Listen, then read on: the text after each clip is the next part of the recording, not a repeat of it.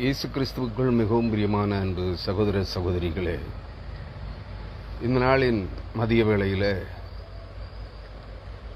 நாம் தொடர்ந்து சிந்தனை செய்து வருகிற எசேக்கியேல் தீர்க்கதரிசியின் புஸ்தகம்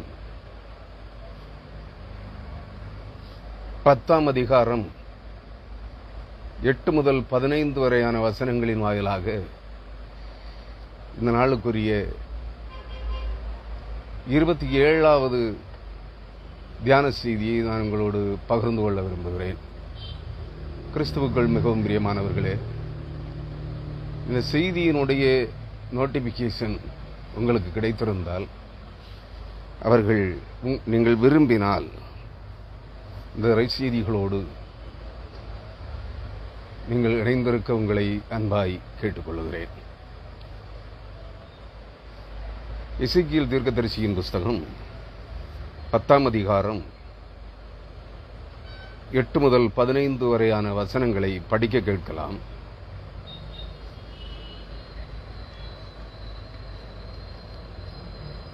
கேருபீன்களுடைய செட்டைகளின் கீழ் மனுஷர் கையின் சாயலானது காணப்பட்டது. இதோ கேருபீன்கள் அண்டையில் 4 சக்கரங்கள் இருக்க கண்டேன். ஒவ்வொரு கேருபீன் அண்டையில் ஒவ்வொரு சக்கரம் இருந்தது.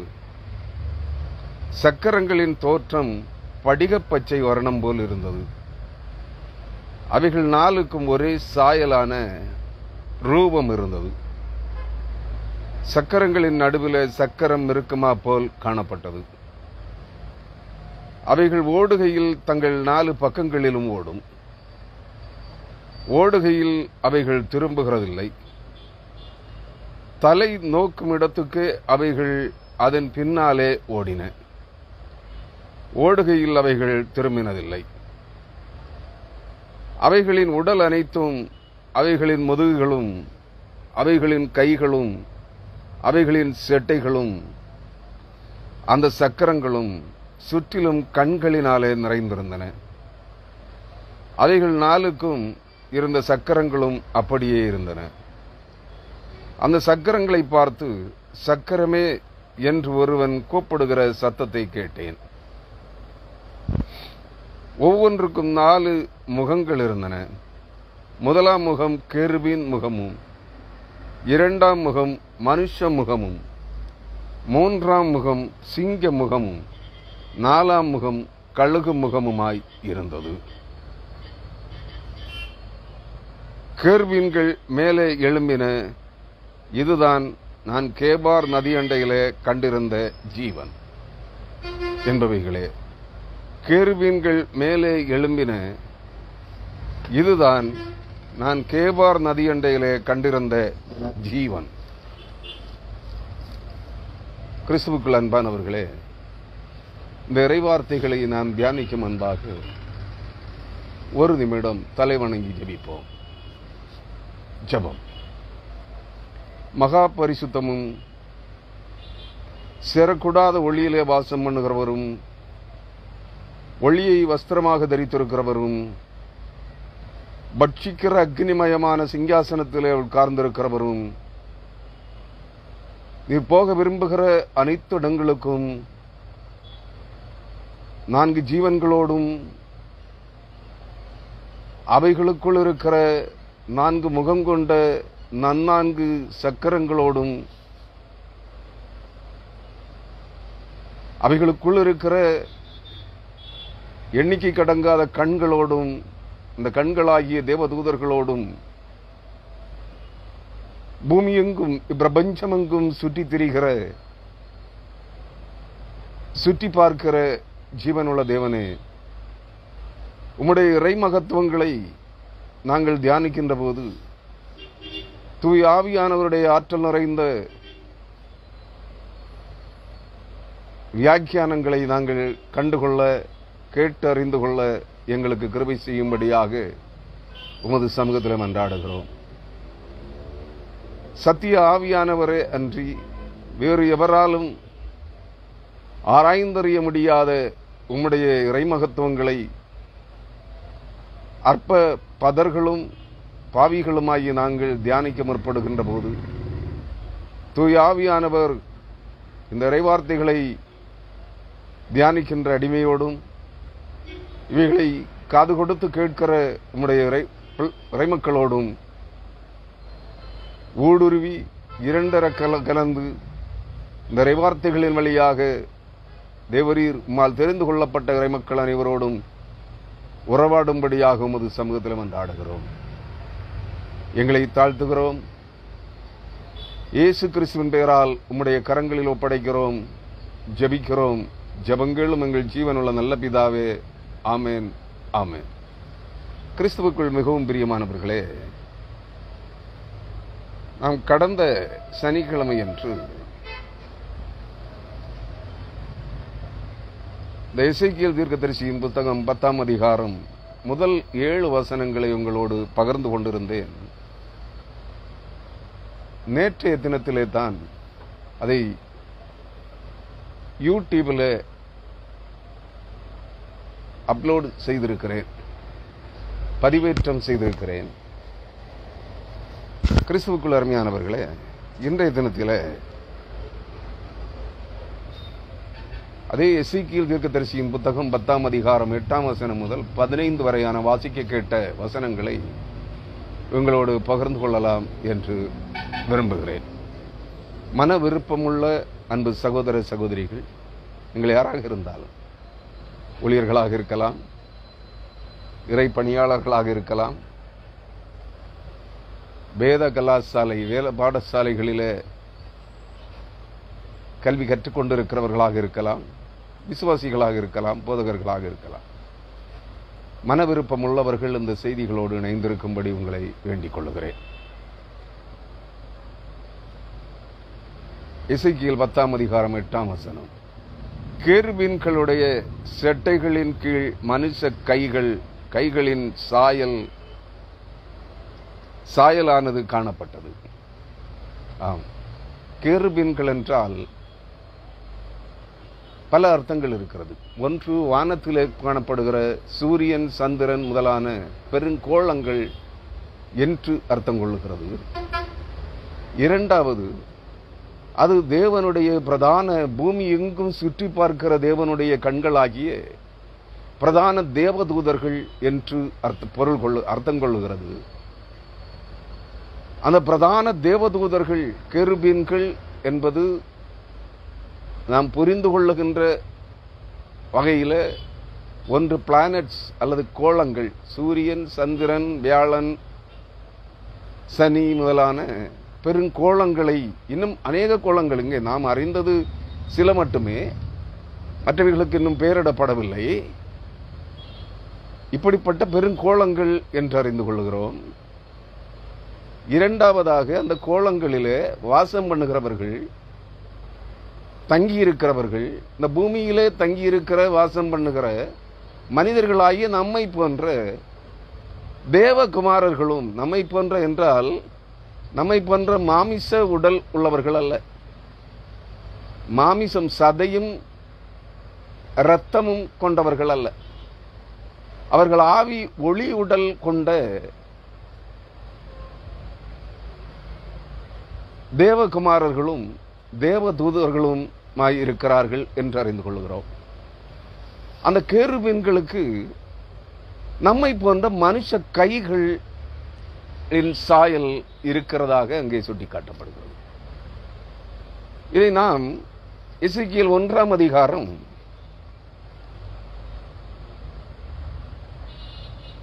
6ஆம் வசனம் 7ஆம் வசனமும் அதை சொல்லுகிறது.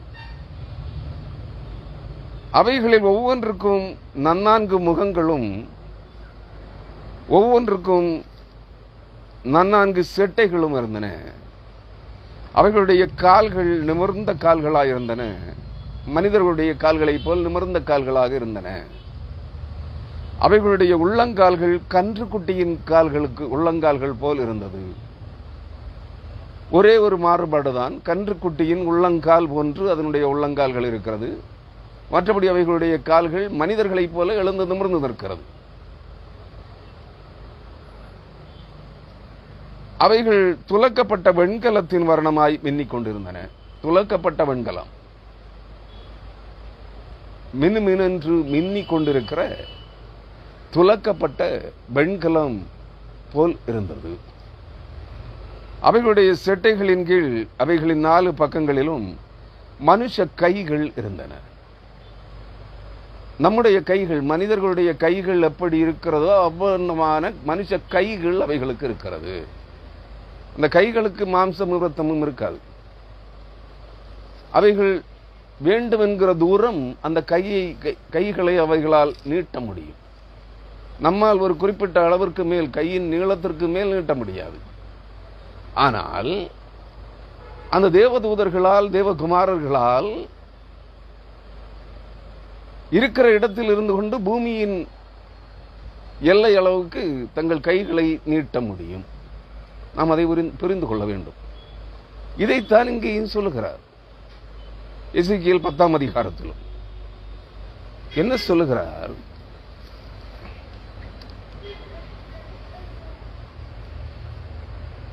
இதோ கேருபீன்கள் அண்டையில்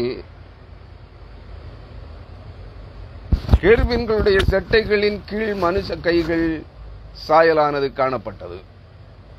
9ஆம் வசனம். இதோ கேருபீன்கள் அண்டையில் 4 சக்கரங்கள் இருக்க கண்டேன். இதுவும் 1ஆம் அதிகாரத்தில் இருக்கு. எசேக்கியேல் 1ஆம் அதிகாரத்தில் இவைகளும் சுட்டிக்காட்டப்பட்டிருக்கிறது. ஒவ்வொரு கேருபீன் அண்டையில், ஒவ்வொரு கேருபீனுக்கு அருகிலும் ஒவ்வொரு சக்கரம் இருந்தது. சக்கரங்களின் தோற்றம் படிக பச்சை வர்ணமாயிருந்தது. படிக பச்சைன்னா மரகதம், மரகத பச்சை, ஸ்படிகம், மரகத பச்சை நிறமாக இருந்தது. அப்படின்னா 4 கேருபீன்கள், 4 கேருபீன்களின் பின்னாலும் 4 சக்கரங்கள், ஒவ்வொரு சக்கரங்கள், 4 கேருபீன்களுக்கு 4 முகங்கள், ஒவ்வொரு கேருபீனுக்கும் 4 முகங்கள். அதுபோல இந்த சக்கரங்களுக்கும் 4 முகங்கள் இருக்கிறது. அப்படி என்றால் ஒவ்வொரு ஜீவன்களுக்கு, ஒவ்வொரு 4 முகங்கள் கொண்ட ஒரு ஜீவனுக்கு பின்னால் 4 சக்கரங்கள், 4 முகங்கள் கொண்ட 4 சக்கரங்கள் இருக்கிறது. அது எப்படி இருந்ததாம்? அவைகள் 4க்கும் ஒரே சாயலான ரூபம் இருந்தது. 10ஆம் வசனம். அவைகள் 4க்கும், அந்த சக்கரங்கள் 4க்கும் ஒரே சாயலான ரூபம், வடிவம் இருந்தது. சக்கரங்களின் நடுவிலே சக்கரம் இருக்குமா போல் காணப்பட்டது. அப்படின்னா ஒரு சக்கரத்துக்கு, ஒரு ஜீவனுக்கு 4 முகங்கள் இருப்பது போல் அந்த ஒரு கேருபீனுக்கு பின்னால் அதை இணைந்து 4 சக்கரங்கள் இருக்கிறது. அது எப்படி இருக்கிறது? ஒரு சக்கரத்திற்குள் இன்னொரு சக்கரம் இருப்பது போல் இருக்கிறது என்று சொல்கிறார். அதைத்தான் நான் உங்களுக்கு புரியும்படியாக அதை உங்களுக்கு சுட்டி காட்டியிருந்தேன். ஒரு வால் கிளாக் அல்லது சுவர் கடிகாரம் அல்லது கையிலே கட்டுகிற கடிகாரத்தின் உள்ளே திறந்து பார்த்தால் அநேக சக்கரங்களால் அதன் பற்கள் இணைக்கப்பட்டிருக்கும். அதுபோல சக்கரங்களுக்குள் சக்கரம் இருக்குமா போல் இங்கே தேவனுடைய சிங்காசனத்தை சுமக்கிற அந்த 4 ஜீவன்கள் அடங்கிய அந்த கேருபீன்கள் என்ற அந்த ரதத்திற்குள்ளே சக்கரங்களுக்குள் சக்கரம் இருக்குமா போல் ஒவ்வொரு ஜீவனுக்கு பின்னாலும் 4 சக்கரங்கள் இருக்கிறது என்று இங்கே சுட்டிக்காட்டப்படுகிறது. 11ஆம் வசனம்.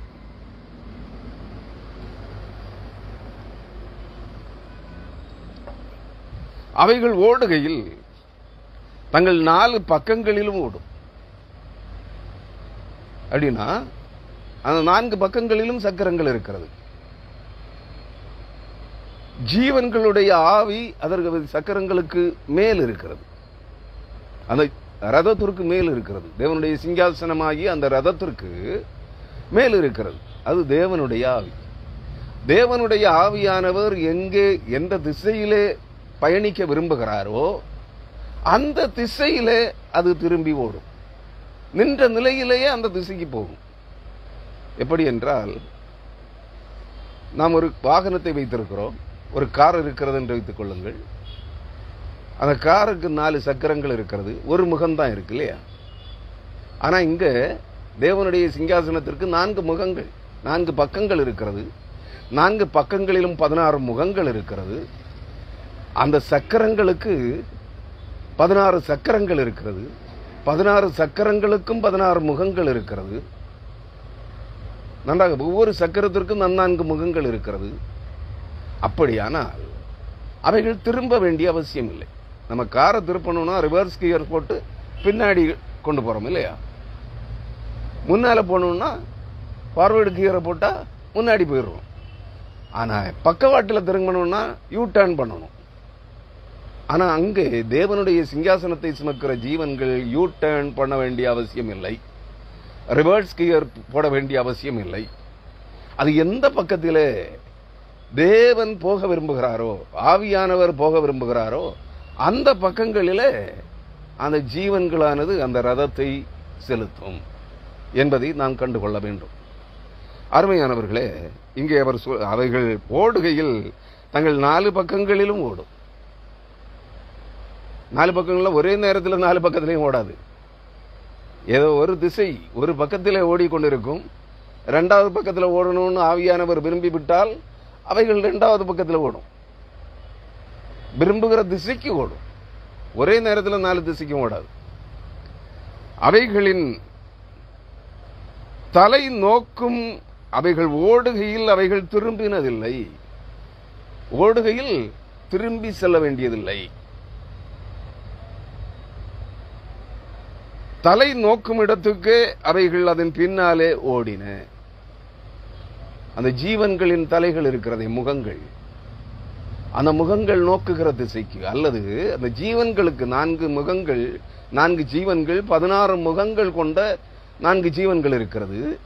அந்த 4 ஜீவன்களுக்கு மேலே தலை, ஆவியானவராகிய தேவன் நோக்குகிற அந்த தலை நோக்குகிற இடத்திற்கு இந்த சக்கரங்கள் ஓடிக்கொண்டிருக்கிறது.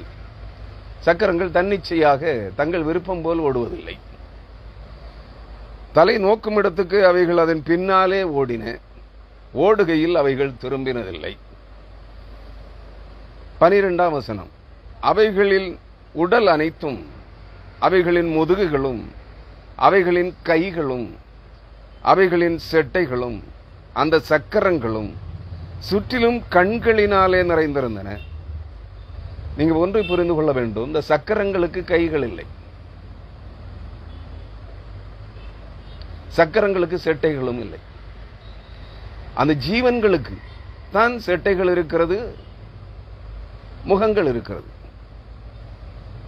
அவைகளின் உடல் அனைத்தும், அவைகளின் முதுகுகளும், அதாவது ஜீவன்களுடைய 16 முகம் கொண்ட 4 ஜீவன்களுடைய உடல் அனைத்தும், அந்த 4 உடல்களும், 4 முகங்களும், முதுகுகளும், அவைகளின் 16 கைகளும், அவைகளின் செட்டைகளும், 16 செட்டைகளும், அந்த சக்கரங்களும், 16 சக்கரங்களும் சுற்றிலும் கண்களினாலே நிறைந்திருந்தன. இந்த கண்கள் என்ன? இந்த பூமியை, பிரபஞ்சத்தை, இந்த பூமி அனைத்தையும், வானம், பூமி, சமுத்திரம் ஆகிய பிரபஞ்சம் அனைத்தையும், நம்மால் எண்ணி பார்க்க முடியாத மகா பிரம்மாண்டமான இந்த பிரபஞ்சம் அனைத்தையும் சுற்றி பார்க்கிற தேவனுடைய கண்கள். இவைகளெல்லாம் ஒவ்வொரு கண்களும் ஒவ்வொரு தேவகுமாரர்களாக அல்லது ஒவ்வொரு தேவ தூதர்களாக இருக்கிறார்கள் என்பதை நினைவில் வைத்துக் கொள்ளுவோம். சுற்றிலும் கண்களாலே நிறைந்திருந்தன. அவைகள் 4க்கும் இருந்த சக்கரங்களும் அப்படியே இருந்தன. செட்டைகளிலே கண்கள், சக்கரங்களிலே கண்கள், அவைகள் 4க்கும் இருந்த தனித்தனியான 4 சக்கரங்களிலும் கண்கள் அப்படியே இருந்தன. 13ஆம் வசனம், அந்த சக்கரங்களை பார்த்து சக்கரமே என்று ஒருவன் கூப்பிடுகிற சத்தத்தை கேட்டேன். யார்? இந்த 4 ஜீவன்களில் ஒவ்வொரு ஜீவனுக்கும் 4 முகங்கள் இருக்கிறது. அந்த 4 முகங்களில் ஏதோ ஒரு முகத்தை, அல்லது 4 ஜீவன்களுக்கு இருக்கிற 16 முகங்களில் ஏதோ ஒரு முகத்திற்குரிய அந்த தூதன் அதை பார்த்து அழைக்கிறான், சக்கரமே என்று அழைக்கிறான்.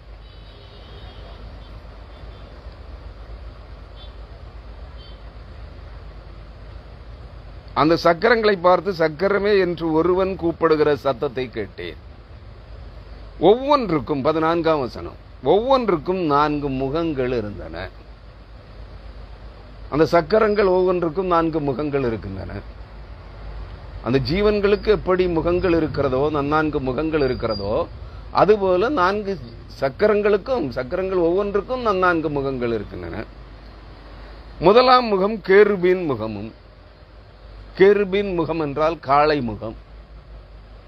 கேருபீன் முகமும். இதை எசேக்கியேல் 1ஆம் அதிகாரம் என்ன சொல்கிறது? 7ஆம் வசனம் சொல்கிறது. 6-7 வசனங்கள் சொல்கிறது.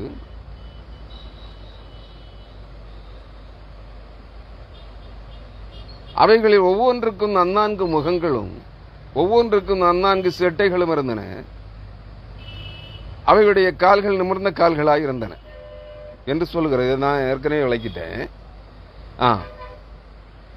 அவைகளுடைய 10ஆம் வசனம், அவைகளுடைய எசேக்கியேல் 1ஆம் அதிகாரம் 10ஆம் வசனம், அவைகளுடைய முகங்களின் சாயலாவது வலது பக்கத்தில் 4 மனுஷ முகமும் சிங்க முகமும், இடது பக்கத்தில் 4 எருது முகமும் கழுகு முகமுமாய் இருந்தன என்று சொல்லுகிறது. வலது பக்கத்தில் 4 மனுஷ முகம் சிங்க முகம், இடது பக்கத்தில் 4 எருது முகம் கழுகு முகம். ஆக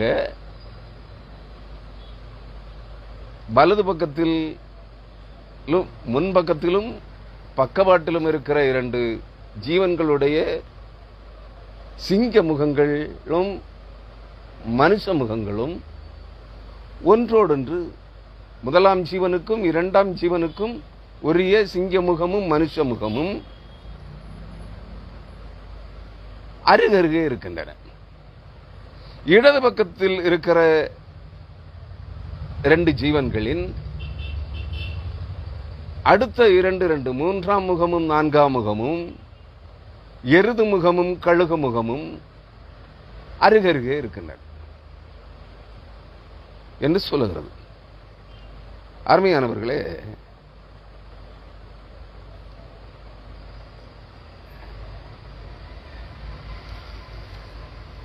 இங்கே அவைகள் 4க்கும் அவைகள் ஒவ்வொன்றுக்கும் 14ஆம் வசனம், எசேக்கியேல் 10ஆம் அதிகாரம் 14ஆம் வசனம், ஒவ்வொன்றுக்கும் ஒவ்வொரு சக்கரத்துக்கும் 4 முகங்கள் இருந்தன. முதலாம் முகம் கேருபீன் முகம், அதாவது காளை முகம் அல்லது எருது முகம். எருமை எருது என்றால் எருமை இல்லையா? ஒன்று எருமை முகம் அல்லது காளை முகம். ஏன்னா வெளிப்படுத்தின விசேஷம் அதை அப்படித்தான் சொல்லுகிறது. எருது முகம் என்று சொல்லவில்லை, காளை முகம் என்று சொல்லுகிறது. வெளிப்படுத்தின விசேஷம் 4ஆம் அதிகாரம். 2ஆம் முகம் இங்கே என்ன சொல்லப்படுகிறது? எசேக்கியேல் 1ஆம் அதிகாரத்திலே 10ஆம் வசனம் சொல்லுகிறது காளை எருது முகம் என்று சொல்லுகிறது. இங்கு எசேக்கியேல் 10ஆம் அதிகாரம் 14ஆம் வசனம் சொல்லுகிறது முதலாம் முகம் கேருபீன் முகம் என்று சொல்லுகிறது. இங்கே முதலாம் முகம் கேருபீன் முகமும், அதாவது காளை முகம் அல்லது எருது முகமும், 2ஆம் முகம் மனுஷ முகமும், 3ஆம் முகம் சிங்க முகமும், 4ஆம் முகம் கழுகு முகமுமாய் இருந்தது. ஏன்னா ஒவ்வொரு ஜீவனுக்கும் ஒரு ஜீவனுடைய கடைசி முகம் சிங்க முகமாக இருந்தால் பக்கத்தில் இருக்கிற ஜீவனுடைய முதலாம் முகம் சிங்க முகமாக இருக்கிறது. அப்போ சிங்கமும் பக்கத்தில் இருக்கும். இப்படித்தான் வரும் என்று தோன்றுகிறது. அருமையானவர்களே, ஆக ஒவ்வொன்றுக்கும் 4 முகங்கள் இருந்தன. முதலாம் முகம் கேருபீன் முகமும், அதாவது தூதனுடைய முகமும், 2ஆம் முகம் மனுஷ முகமும், அல்லது முதலாம் முகம் கெருபீன் முகமும் காளை அல்லது எருமை தோற்றம் கொண்ட மனுஷ முகம், தூதனுடைய முகம். இரண்டாம் முகம் மனுஷ முகம், தேவகுமாரனுடைய முகம். மூன்றாம் முகம் சிங்க முகம். ஏன்னா மனித முகங்களுக்கும் இந்த வடிவ தோற்றங்கள் இருக்கிறது.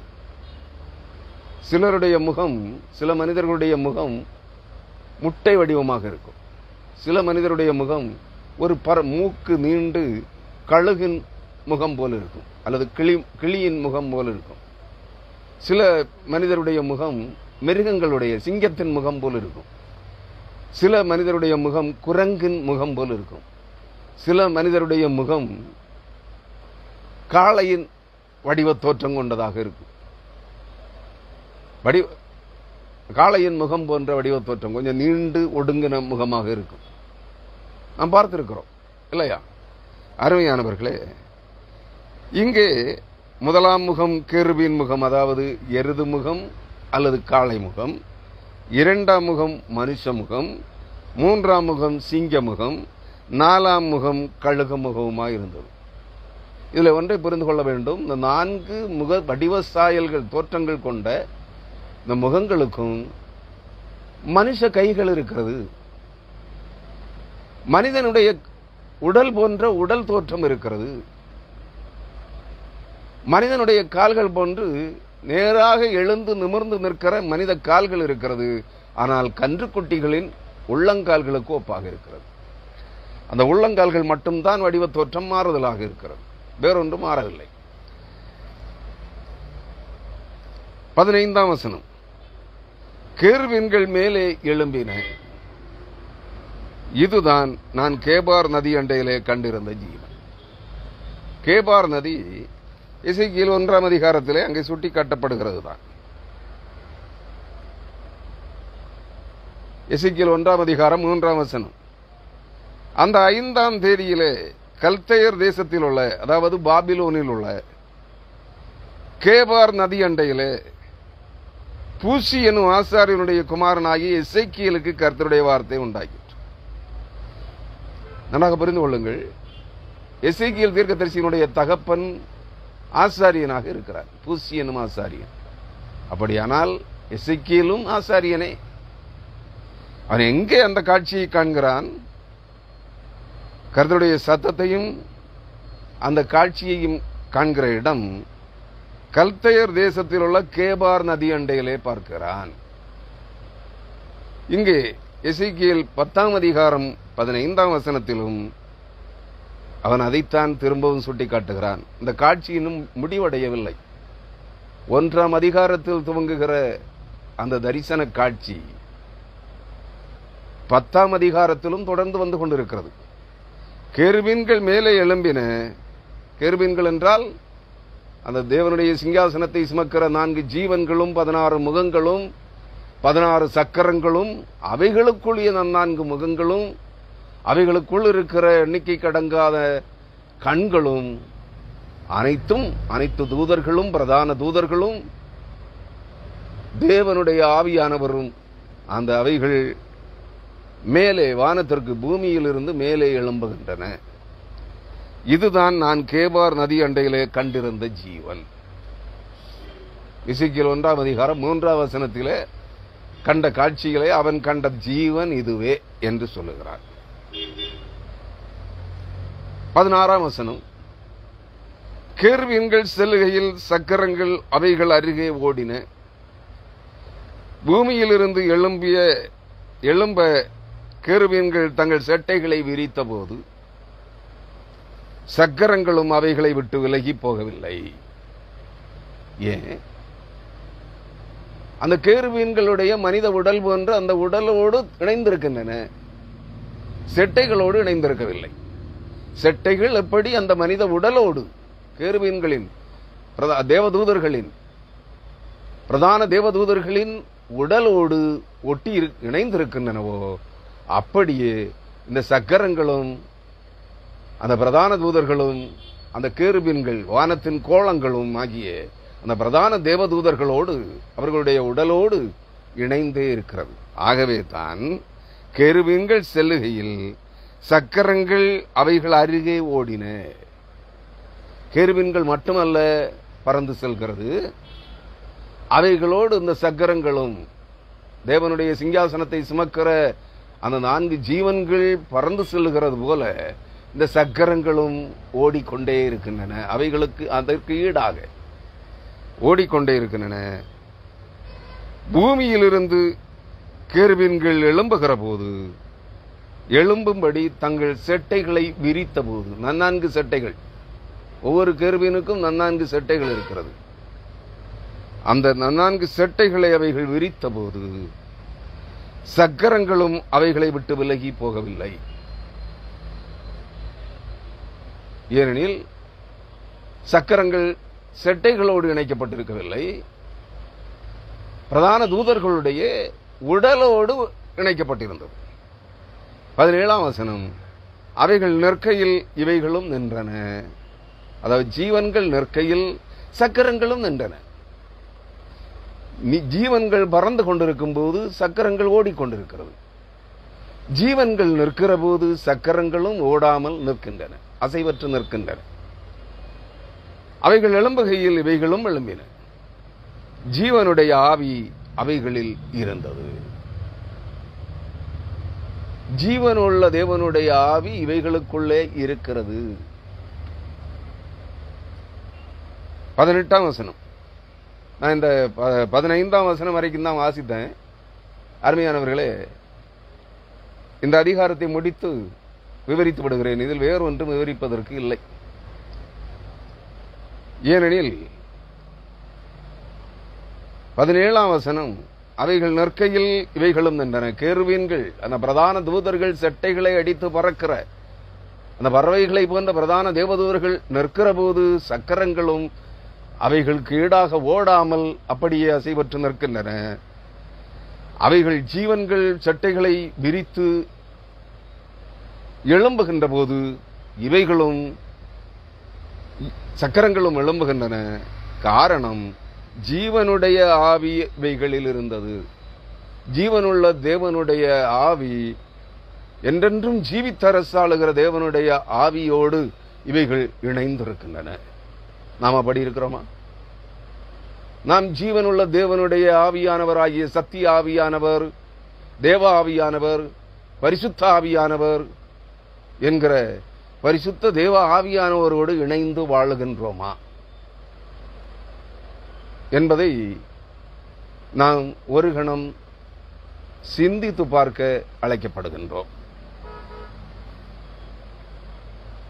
18ஆம் வசனம், கர்த்தருடைய மகிமை ஆலயத்தின் வாசற்படியை விட்டு புறப்பட்டு கேருபீன்களின் மேல் நின்றது.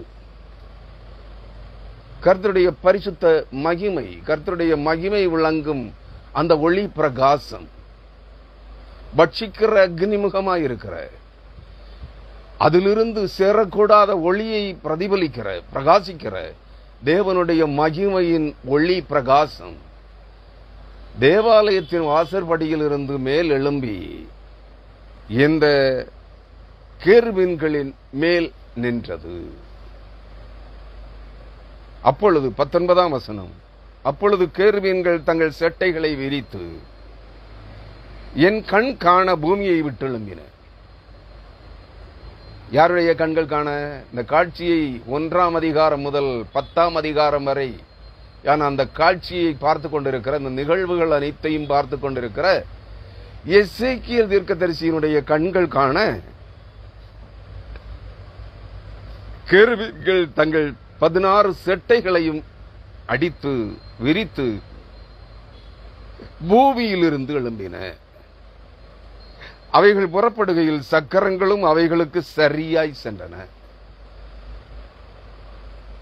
அந்த பிரதான தூதர்கள், 16 முகங்கள் கொண்ட 4 தேவதூதர்கள், பிரதான தூதர்கள், ஒவ்வொரு தேவதூதனுக்கும் 4 முகங்கள், ஆக 4 ஜீவன்களுக்கு 16 முகங்கள். இவர்கள் செட்டைகளை விரித்து அடித்து உயர்ந்து பூமியை விட்டு எழும்பு பறக்கின்ற போது அவைகளுக்கு ஒப்பாக, அவைகளுக்கு ஈடாக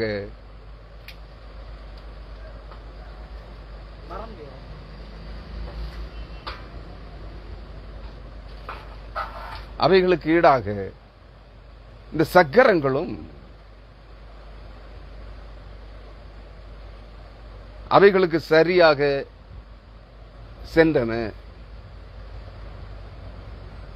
அதே வேகத்தில் இவைகளும் செல்கின்றன. வேகத்தில் எந்த மாறுபாடும் இல்லை. கர்த்தருடைய ஆலயத்தின் கிழக்கு வாசலிலே போய் நிற்க இஸ்ரவேலின் தேவனுடைய மகிமை அவைகளின் மேல் உயர இருந்தது. கர்த்தருடைய ஆலயத்தின் கிழக்கு வாசலிலே போய் அது நிற்கிறது.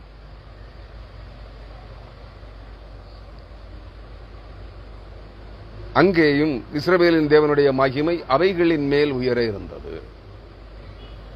திரும்ப அது கிழக்கு வாசலில் கர்த்தருடைய மகிமை இறங்கி செல்லவில்லை, எழும்பி செல்லவில்லை. அந்த ஜீவன்களுடைய ரதத்தின் மேல் இருக்கிறது. இது நான் 20ஆம் வசனம், இது நான் கேபார் நதி அண்டையிலே இஸ்ரவேலின் தேவனுக்கு கீழே இருக்க கண்ட அந்த ஜீவன் தானே என்று சொல்கிறார். அதே காட்சிதான். இஸ்ரவேலின் சேனைகளின் தேவனாகிய கர்த்தருடைய மகிமையின் சிங்காசனத்திற்கு கீழே இருந்த அந்த 4 ஜீவன்கள் தானே என்று அவன் சொல்லுகிறான். அவைகள் கேருபீன்கள் என்று அறிந்து கொண்டேன். இப்பதான் அவன் தெளிவடைந்திருக்கிறான். எசேக்கியேல் தீர்க்கதரிசியே இப்பொழுதுதான் தெளிவடைந்திருக்கிறான். ஏன்? இவைகள் வானத்தின் 4 பிரம்மாண்டமான கோளங்கள், பிளானட்ஸ், அவைகளில் குடியிருக்கிற, அவைகளில் தங்குகிற, அவைகளின் அதிபதிகளாகிய பிரதான தேவதூதர்கள். ஒவ்வொருவருக்கும் 4 முகங்கள் இருக்கிறது. அதாவது அதை புரிந்து கொள்ளும்படியாக சொன்னால், நம்முடைய பூமிக்கு ஒரு துணை கோளம் இருக்கிறது, சந்திரன் இல்லையா? அதுபோல இந்த ஒவ்வொரு பெரிய மகா பிரம்மாண்டமான 4 கோளங்களுக்கும் ஒவ்வொன்றுக்கும் 4 துணை கோளங்கள் இருக்கின்றன என்பதுதான் அதனுடைய உண்மை. அந்த 4 முகங்கள் என்பது துணை கோளங்களாக இருக்கலாம். இந்த ஒவ்வொரு தூதனுடைய 4 முகங்களும் அந்த 4 கோளங்களிலும் வாசம் பண்ணுகிறார்கள். ஒரே தூதன், அவர்கள் 4 தன்மை கொண்டவர்கள், 4 குணாதிசயம் கொண்டவர்கள், 4 முக வடிவ தோற்றம் கொண்டவர்கள் அந்த 4 கோளங்களிலும் இருக்கிறார்கள். அருமையானவர்களே, அவைகள் கேருபீன்கள் என்று நான் அறிந்து கொண்டேன். கேருபீன்கள் என்றால் ஒன்று கோளங்கள், ஒன்று பிரதான தேவதூதர்கள் அல்லது தேவகுமாரர்கள் என்று அறிந்து கொள்ளுகிறான். 21ஆம் வசனம், அவைகளில் ஒவ்வொன்றுக்கும் 4 முகமும் ஒவ்வொன்றுக்கும் 4 செட்டைகளும் இருந்தன. அவைகளுடைய செட்டைகளின் மேல் மனுஷ கைகளின் சாயல் இருந்தது. அவைகளில் ஒவ்வொன்றுக்கும் 4 முகம் இருந்தன. திரும்பவும் சொல்றான், தெளிவுபடுத்துகிறான். முன்னர் 10 அதிகாரங்களில் சொல்லப்பட்டவைகளில் 10வது அதிகாரத்தில் திரும்பவும் அதை அழுத்தம் திருத்தமாக சொல்லுகிறான். அவைகளில் ஒவ்வொன்று ஜீவனுக்கும் 4 முகங்களும் ஒவ்வொன்றுக்கும் 4 செட்டைகளும் இருந்தன. அவைகளுடைய செட்டைகளின் கீழ் மனுஷ கைகளின் சாயல் இருந்தது. அப்படின்னா திரும்ப சொல்றான், இவர்கள் தேவகுமாரர்கள், தேவனுடைய மனுஷர்கள் அல்லது தேவ தூதர்கள் என்று சொல்கிறார், தெளிவுபடுத்துகிறார். இந்த கோலங்கள் நாம் பழைய ஏற்பாட்டிலே படித்திருப்போம். நியாயாதிபதிகளின் புத்தகத்திலே நட்சத்திரங்கள் இஸ்ரவேல் ஜனங்களுக்கு பக்கபலமாக, இஸ்ரவேலர்களுக்கு யாபீனுக்கும் சிசராவுக்கும் எதிராக இஸ்ரவேல் ஜனங்களுக்கு விரோதமாக எதிர்த்து நின்று யுத்தம் செய்த கீசோன் பள்ளத்தாக்கிலே பாராக், தெபோரால் என்பவர்களின் காலத்தில் கீசோன் பள்ளத்தாக்கிலே யாபீனுக்கும் அவனுடைய சேனாபதியாகிய சிசராவுக்கும் அவர்களுடைய யுத்த சேனைகளுக்கும் கீசோன் ஆற்றின் பள்ளத்தாக்கிலே யுத்தம் நடந்து கொண்டிருந்த போது நட்சத்திரங்கள் தங்கள் தங்கள் அயனத்தில் இருந்து பூமியில் இருந்த சிசராவோடும் அவனுடைய சேனைகளோடும் யுத்தம் செய்தன. வானத்திலிருந்து யுத்தம் உண்டாயிற்று புரியுதுங்களா? நட்சத்திரங்கள் எப்படி யுத்தம் செய்யும்? நாம் சற்று நிதானமாக யோசிக்க வேண்டும். நட்சத்திரங்கள் ஒரு காலம் யுத்தம் செய்யாது. எரி நட்சத்திரங்கள் பூமிக்கு வருகிற போது எரிகற்களாக விழுந்துவிட வாய்ப்பு இருக்கிறது.